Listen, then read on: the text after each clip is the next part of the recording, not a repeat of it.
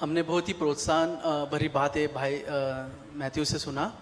You heard some very encouraging words from Brother Matthew, और ये हम सबको बहुत ज़रूरत है इस चीज़ के लिए। and this is something which each one of us needs. और जैसे हम देखते हैं यीशु मसीह के जो पहले शब्द जो उन्होंने सिखाए, पहले यही था कि तुम्हें आत्मा में दीन होना ज़रूरी है। The first few words that Jesus taught was this very thing, that we need to be poor in spirit. सबसे पहले बातें जो उसने कही वो वही था कि तुम्हें आत्मा में नम्र होना ज़रूरी है। This is what the Lord taught in the beginning, that we need to be poor in spirit. देखो हम शरीर तौर पर नम्र है लोगों को दिखा सकते हैं। In an outward way, we can show others that we are humble. बहुत सारे लोग बोलेंगे भाई और या बहन कितनी नम्र है। Many people may tell about us that this person is very, or this brother is very humble. कितना अच्छा बिहेव करते हैं लोग। He behaves so well.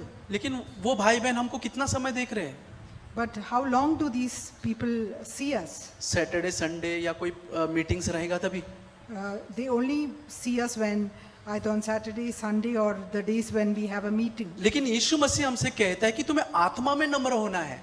But the Lord Jesus says that we need to be poor in spirit. आत्मा भारी तौर पर नहीं दिखाता, The spirit is not something which is seen on the outside. शरीर भारी तौर पर दिखा सकता है, The body is able to show it outside, आत्मा कुछ भी नहीं दिखा सकता। but the spirit cannot be seen on the और outside. यीशु मसीह बोलते हैं तुझे आत्मा में नम्र होना है। But the Lord Jesus says that we need to be poor in spirit, क्योंकि लोग शरीर को देखते हैं because people see our body, और परमेश्वर आत्मा देखता है। but the Lord looks at our spirit. क्योंकि लोग शरीर को कुछ समय तक देख पाएंगे, Because the people can only see our body for a short while. परमेश्वर आत्मा को कब तक देखता है? But how long will the Lord be able to see our spirit? 24/7।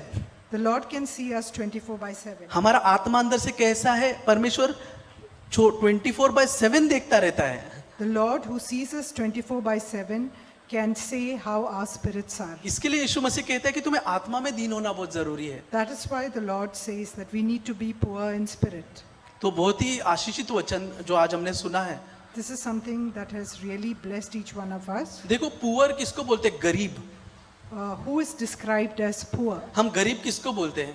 Who do we describe as poor? जिसके पास पैसे खाना पीना ले सकते हैं, क्या हम उसको गरीब बोलते हैं क्या?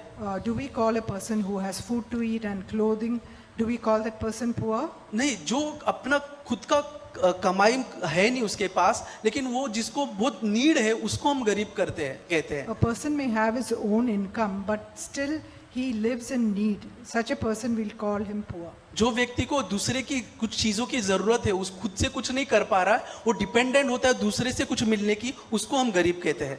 A person who is in need, who needs somebody's help and who is dependent on others, is one who's called आप poor. भिखारी को देखा है रोड पे? सबने देखा है भिखारी लोग। How many of you have seen the beggars on the road? वो लोग किस पे डिपेंडेंट रहते हैं? Who do they depend on? हमसे कुछ मिले तो वो खाएंगे, If they get something from us, they will be able to eat. अगर हम कुछ देंगे ही नहीं तो उनको कुछ मिलेगा ही नहीं, उस दिन भूखा रहना पड़ेगा। If we do not give them anything, they will remain hungry that day and they will not have anything to eat. हम जानते हैं ऐसे लोगों को पुअर कहते हैं। So this sort of people are called poor. अभी आत्मा में पुअर मतलब क्या है? But what does it mean to be poor in spirit? वो भी सेम वैसे ही है, So even that is the similar thing, जिसको हर दिन परमेश्वर का अनुग्रह चाहिए। who every day needs the Lord's grace. उसके पास खुद का कुछ नहीं है। He has nothing of his own to जैसे offer. हम देखते हैं भिखारी लोग के पास खुद का कुछ नहीं है, वैसे आत्मा में जो दीन है उनके पास भी खुद का कुछ भी नहीं है। Just like a person who's a beggar does not have anything of his own, in the same way we have nothing to offer to the Lord. हर दिन उसको परमेश्वर की ओर देखना पड़ता है। Every day he has to look up to God. प्रभु मुझ पे दया कर। Lord, have mercy on me. Proverbs 8:34 में एक वचन लिखा है, There's a verse in Proverbs chapter 8 and verse 24. धन्य है वो मनुष्य जो मेरी सुनता है Blessed is the man who listens to me, और मेरी देवड़ी पे प्रत्येक दिन खड़ा रहता है।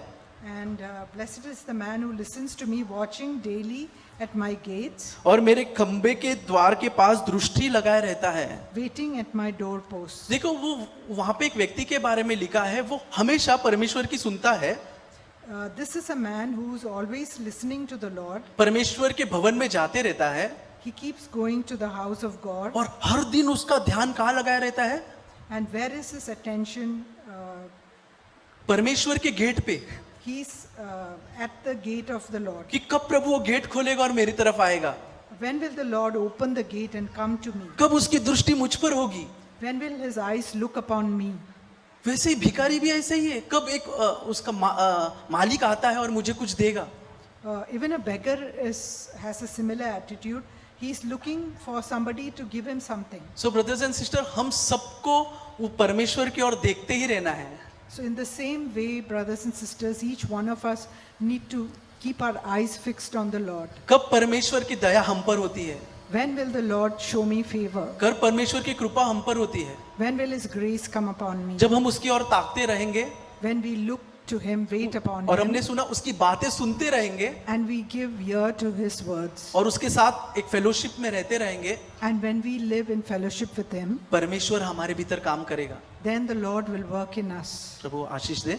भी ब्रदर मैथ्यू ने शेयरिंग किया आत्मा में दीन बनना, Whatever the Brother Matthew shared today about being poor in the spirit, उस वचन को मैंने बहुत ही एंजॉय किया I enjoyed that word a lot, और मुझे ऐसा लगा कि मेरे जीवन में बहुत नीड है वो सब, and I felt that there's great need for this in my own life, कि आत्मा में मैं गरीब बन कर रहूँ। that I remain poor in my spirit. और जैसे कि लिखा है कि मैं एक NLT ट्रांसलेशन में इस तरह से लिखा है कि blessed is the man who realize is poor in the spirit. मैं इसको और थोड़ा अच्छी तरीके से समझ पाया मैं। In another translation, it is given that blessed is the man who realizes that he's poor in spirit. तो उसको एहसास है कि मैं आत्मा में गरीब हूँ। He realizes that he is poor in spirit. बहुत बार हमको एहसास नहीं होता कि मैं गरीब हूँ। Many times do we realize we are poor in spirit? और मैं देखता हूँ कि परमेश्वर एक कलीसिया को ये बात को बता रहे हैं। I see that the Lord is speaking these words to the church. और प्रकाशित वाक्य में इसमें लिखा है We see that in Revelation 3:17 में, Revelation 3 and verse 17. 15 से मैं पढ़ता हूँ। I read from verse मैं तेरे 15 काम onwards. को जानता हूँ कि तू ना तो ठंडा है और न गरम है। भला होता कि तू ठंडा या गरम होता। सो इसीलिए कि तू गुनगुना है और ना ठंडा है न गरम है, मैं तुझे अपने मुंह से उगलने पर हूँ। तू जो कहता है कि मैं धनी हूँ और धनवान हो गया हूँ और मुझे किसी वस्तु की घटी नहीं है। I know your deeds, that you are neither cold nor hot. I would that you were cold or hot. So because you are lukewarm and neither hot nor cold, I will spit you out of my mouth. Because you say, I am rich and have become wealthy and have need of nothing, and you do not know that you are wretched and miserable and poor and blind and naked. तो यहाँ पर परमेश्वर question बोल रहे हैं कि तू मुझे किसी की घटी नहीं, मुझे किसी का जरूरत नहीं है। Here we see that the Lord is saying about the church, that the church says that I have need of nothing. ये बता रहा है कि हमारा एटीट्यूड ऐसा हो सकता है कि मुझे किसी भाई का जरूरत नहीं है, मुझे किसी का जरूरत नहीं है। In a similar way, we can have this attitude in us that I don't need any brother or I don't need any ये भाई sister. मुझे कैसे करेक्शन दे सकता है? How can this brother or sister correct ये me? Sister मुझे ऐसे कैसे बोल सकती है? How can this sister speak like this to इनका me? बोलने का तरीका बराबर नहीं है। The way she spoke to me is not हो right. सकता है वो बात सही रहेगा, Maybe that is right. तो हम करेक्शन लेने के लिए हम अपने आप को ये सोचते हैं कि मुझे किसी की जरूरत नहीं है। Regarding correction, we feel that I don't need these और ऐसा things. बहुत सारे चीजों में, लेकिन परमेश्वर वहाँ पर बता रहे हैं But this may be so, but the Lord is telling, तू नहीं जानता कि तू अभागा और तुच्छ और कंगाल और अंदर नंगा है। but the Lord is saying that you do not know that you are wretched and miserable and poor and blind and naked. और ये परमेश्वर का स्टेटमेंट है। This is the Lord's statement. और तो ये चीज मैं प्रभु हमेशा मैं अपने जीवन में करेक्शन के तौर पर लेना चाहता हूँ। I want to take this as a word of correction for और myself. परमेश्वर मुझे हेल्प करे कि हमेशा दिन आत्मा में गरीब बनकर रहूं। That the Lord will help me that I remain humble and poor in spirit, और ताकि मैं परमेश्वर के पास जा सकूं। so that I can go to the Lord. God bless you. God bless you. आज प्रभु हमसे एक प्रोफेटिक वर्ड के द्वारा ब्रदर के थ्रू बात किया। Today, God has ministered to us through a prophetic word through brother. सो इस सेवकाई में आगे बढ़ेंगे तो बहुत खास बात मैं कुछ आपको बताना चाहता हूँ। So, we will go ahead in this service, and I want to tell you something very important. जैसे कि पौलुस जो यीशु मसीह से जो समाचार पाया है, पहले कुरिन्दी 11:23 में कहा कि ये जो समाचार मैं प्रभु से पाया हूँ मैं आपको दे देता हूँ ये समाचार। So, we see the news that Paul received from Jesus. We see in 1 Corinthians 11:23, and there Paul says, "What I received from Jesus, I'm sharing with you." सो ये बहुत अद्भुत बात है कि जब कभी हम प्रभु से कुछ पाते हैं हम हमारी भाई बहनों के साथ बांटना कितना अच्छी होगा। And it's a very interesting thing that whenever we receive anything from God, when we share it with our brothers and sisters, it's a very good thing. सो यीशु ने अपने चेलों को जॉन चैप्टर 13:21 में कुछ खास बातें यहाँ पर हम देखते हैं। So in John chapter 13, here we see Jesus is sharing some very important things with his disciples. सो क्रूस पर जाने से पहले यीशु ने अपने चेलों के साथ एक संगति हुई थी वहाँ पर। So before going to the cross, Jesus had a fellowship with his disciples. और जॉन चैप्टर 13 वर्स 21 में ये वर्स ऐसा लिखा है, ये बातें कहकर यीशु आत्मा में व्याकुल हुआ। And in John chapter 13 verse 21 it says, when Jesus had said these things, he was troubled in spirit. और इस तरह गवाही दिया कि मैं सच कहता हूँ कि तुम में से एक मुझे पकड़वाएगा। And he testified and said that most assuredly I say to you, one of you will betray me. Verse 22 चेले ने यह संदेश करते हुए कि वह किसके विषय में कहता है एक दूसरे से देखने लगा। Then the disciples looked at one another, perplexed about whom he spoke.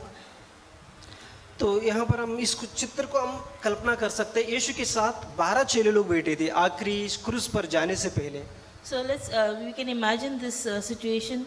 Here Jesus is sitting with 12 disciples just before he was to be crucified. और यीशु ने कहा कि इन 12 में से एक जन मुझे पकड़वाएगा। And Jesus said that out of you 12, one of you will betray me. ये बात जब 12 चेलों को चुनने से पहले ही यीशु को पता था। And this thing Jesus knew before he chose his disciples. इन 12 में से इस्करियोत यूदा रहेगा, वो मुझे पकड़वाएगा। That out of these 12, Judas Iscariot will be the one who is going to betray me. लेकिन वो आखिरी घड़ी तक उसके नाम मेंशन नहीं किया। But Jesus didn't mention him till the last moment. वो ये कह रहे कि आखिरी में बताया कि तुम में से एक मुझे पकड़वाएगा। And in the end, he only said that one of you will betray me. मैं सोच रहा हूँ कि यीशु मसीह उस योद्धा की तरह कितना प्रेमी था। So I'm just trying to imagine how much Jesus loved Judas. 3.5 वर्ष पहले से योद्धा को जब चुना था तो 3.5 वर्ष के बाद यीशु मसीह उसकी तरफ प्रेम करने लगा। 3.5 years Jesus was with Judas, and still Jesus loved Judas. इसलिए हम कहते हैं कि उसके नाम को ऊपर नहीं उठाया उनके चेलों के सामने। And that's why Jesus never raised Judas's name in front of the other disciples. लेकिन आखिरी में इसको कहना पड़ा कि इस तरह से कहना पड़ा कि जिन्होंने मेरे हाथ इस थाली में डाला है खाने के लिए उसमें से एक व्यक्ति है। But in the end, Jesus had to mention that the one who dips his hand along with me in the bowl is the one who's going to betray me. और ध्यान देखिए उस चेलों में से 12 में से जो सिमोन पतरस जो यीशु से बहुत प्रेम रखता था, उसने यीशु से उसके पास करीब आया और बोला कि मुझे एक साइन दो। कौन है? आप नाम बोलने की जरूरत नहीं, एक साइन दो। And then we see Simon Peter, who loved Jesus a lot. He was very curious, and he leaned over and asked, just give me a sign that who is it? 23 मैं पढ़ना चाहता हूँ। उसकी चेलों में से एक जिसने यीशु से प्रेम रखता था यीशु की छाती की ओर झुका हुआ बैठा था। 24 तब सिमोन पतरस ने उसकी ओर संकेत करते हुए पूछा कि बता तो वो किसके विषय में कहता है। Here in verse 24 we say, Simon Peter therefore motioned to him to ask who it was of whom he spoke. 24 verse 24 Simon Peter therefore motioned to him to ask who it was of whom he spoke. तो यहाँ पर यीशु उसका नाम नहीं बताना चाहता था, लेकिन शमौन पतरस जो यीशु से प्रेम रखता था बोलते वो कौन है, मुझे कम से कम एक साइन दो, आंखों से साइन दो, ये है ये तो कुछ साइन दो मुझे, कौन है वो, ये हम 12 में से। So Peter was asking, Lord, give me one sign, show me who it is. Just tell me, give me one small signal to indicate who it was. तो यीशु ने कहा उसको 25 और 26 में लिखा है, Then leaning back on Jesus' breast, he said to him, Lord, who is it? Jesus answered, it is he to whom I shall give a piece of bread when I have dipped it. 25b में इस तरह लिखा है कि यीशु ने उत्तर दिया कि जिससे यह रोटी का टुकड़ा डुबा कर दूंगा वही है। 25b part 26 Jesus answered, it is he to whom I shall give a piece of bread when I have dipped it. नहीं, यहाँ पर मैं एक चीज देखना चाहता हूँ, यीशु को उसके नाम क्यों नहीं बताया? So I'm just very curious that why Jesus never mentioned his name. 3.5 वर्ष से जब यहूदा को एक चेले के रूप में चुना था, लेकिन 3.5 वर्ष बीतने के बाद क्रूस पर जाने से पहले एक दिन तक उसके नाम नहीं बताया। And Jesus knew about this for 3.5 years, and Jesus never even one single day mentioned that Judas was going to be यीशु को betrayed. ये मालूम था ये शुरुआत से चोर था, And Jesus also knew that from the beginning that he was a thief, आखिरी तक भी वो चोर था, and in the end also he was a thief. लेकिन उसकी नाम नहीं बताया। But Jesus never took his name. मैं लगा कि परमेश्वर उसको कितना मौका दिया, 3.5 वर्ष मौका दिया अपने पापों से पश्चाताप करने के लिए। So I can understand that how much God, Jesus gave him a chance that he would repent and he would turn away from his ways, that he would come back. तो यीशु नाम नहीं बोलने के कारण सारे चेले लोगों में एक शक आ गया, कौन हो सकता है, कौन हो सकता है, कौन हो सकता है। And because Jesus didn't mention the name, all the other disciples, they started getting having a doubt and wondering who it was, who it is, who is तो it. सब पूछने लगा कि पतरस से लेकर सब लोग पूछने लगा, क्या प्रभु मैं हूँ? And then everyone started asking, Lord, is it me? Lord, is it me? And even Peter asked, Lord, is it me? नहीं, और दूसरे ने बोला क्या प्रभु मैं हूँ? And Jesus said no. And the other people also asked, Lord, is it me? यानी 11 लोग यही बात कहने लगे कि क्या मैं हूँ, क्या मैं हूँ, क्या मैं हूँ। जब इस्करियोत युद्ध का समय आया, वो भी बोलने लगा क्या प्रभु मैं हूँ? And all the 11 disciples asked the same thing, Lord, is it me? Lord, is it me? And even Judas Iscariot also, when it was his turn, he also asked, Lord, is it me? क्योंकि बाकी 11 लोग शक करने लगा, अगर इस्करियोत युद्ध भी ये बात नहीं कहेगा, जरूर 11 लोग उसके ऊपर जरूर शक करेंगे। And when all the other disciples were asking, and if Judas Iscariot wouldn't ask, then it would be confirmed that it तो was he. इस्करियोत युद्ध अभी बाहर नहीं आना चाहता था उस परिस्थिति से, वो सारी जो उसकी दिल में बुराई ये बाहर नहीं आना चाहता, इसके लिए वो भी ये बोलने लगा क्या प्रभु मैं हूँ? So Judas Iscariot didn't want to be caught, so that's why he also asked, Lord, is it me? तो यीशु ने बोला कि हाँ आप ही हैं, And then Jesus said, yes, it is you. क्योंकि उसको उस वक्त मालूम पड़ना था लोगों को कि वो क्या कर रहे हैं। Because Jesus knew at that time that what he's about to do. सो हम 2 कोरिन्थियंस इसमें जाएंगे और उस पहले कोरिन्थी So we'll go to 1 Corinthians chapter 11, verse 23 से हम पढ़ेंगे कि verse 23 onwards. सो 24 में पढ़ना चाहता हूँ, 23 में ऑलरेडी पढ़ा हूँ। सो और धन्यवाद करके उसको तोड़ी और कहा ये मेरा देह है जो तुम्हारे लिए है, मेरे स्मरण के लिए किया करो। 24 Verse 24 it says, And when he had given thanks, he broke it and said, Take, eat. This is my body which is broken for you. Do this in remembrance of me. Verse 25 इसी रीति से उसने बियारे के पीछे कटोरा भी लिया और कहा कि यह कटोरा मेरा लहू का नया वाचा है, जब कभी पियो तो मेरे स्मरण के लिए किया करो। In the same manner, he also took the cup after supper, saying, This cup is a new covenant in my blood. This do as often as you drink it in remembrance of me. तो Bible में कुछ चिन्ह भाषा लिखा गया है, चिन्ह के रूप में बताया गया भाषा है। In the Bible, we see some things that which the language sometimes it represents some symbols. यीशु ने बोला कि मैं जीवन की नदी हूँ। Jesus also said that I am the river of life. तो वो नदी नहीं है, that doesn't mean Jesus was a river. एक चिन्ह के रूप में बताने वाली एक भाषा थी। Jesus meant to say that it's a symbol. उसी तरह यीशु ने कहा कि मैं जीवन की रोटी हूँ। And Jesus said, I am the bread of life. ये भी एक चिन्ह की एक अलग तरीका का भाषा है। And this is also a way of telling a symbol. सो शरीर जो है, इससे हम कल्पना कर सकते हैं, शरीर यीशु मसीह की एक चिन्ह में हम कल्पना कर सकते हैं। So here when Jesus said, this is my body, we can imagine that this is a symbol. और उसी तरह उसने द्राक्षारस लिया और कहा कि ये मेरा लहू की नया वाचा है। And in the same way when he took the wine, he said, this is my covenant, my blood in the new covenant. कुछ दिन के बाद मैं आपके पापों के लिए मैं बहाने जा रहा हूँ। And in a few days I'm going to be crucified for your sins. सो 26 बहुत इम्पोर्टेंट है। जब कभी यह रोटी खाते और इस कटोरे में से पीते हो तो तुम मृत्यु को जब तक ना आए तब तक प्रचार करते रहो। Verse 26 is very important. It says, for as often as you eat this bread and drink this cup, you proclaim the Lord's death till he comes. सुने, हम इस रोटी और इस द्राक्षरस खाने से हम क्या प्रचार करते हैं?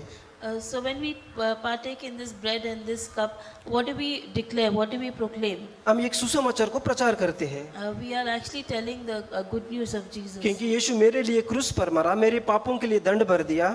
That Jesus died on the cross for my sins and he was punished for my wrongdoings. और इसमें भाग लेने से हम ये चीज को प्रचार करते हैं। And when we take part in this, we are declaring this truth. तो पौलुस 27 में बहुत गंभीर बातें लिखे गया है। And in verse 27, Paul says something very serious. इसलिए जो कोई अनुचित रीति से प्रभु की रोटी खाए और उसकी कटोरे में से पिए, वो प्रभु की देह और लहू का अपराधी ठहरेगा। Verse 27, therefore whoever eats this bread or drinks this cup of the Lord in an unworthy manner will be guilty of the Lord of the body and blood of the Lord. इसलिए 28, इसलिए मनुष्य अपने आप को जांच ले और इसी रीति से इस रोटी में से खाए और इस कटोरे में से पिए। But let a man examine himself, and so let him eat of that bread and drink of that cup. तो पौलुस इसमें जोर देता है कि जब कभी इसमें भाग लेते हैं हम अपने आप को जांचना है, ना कि किसी और को।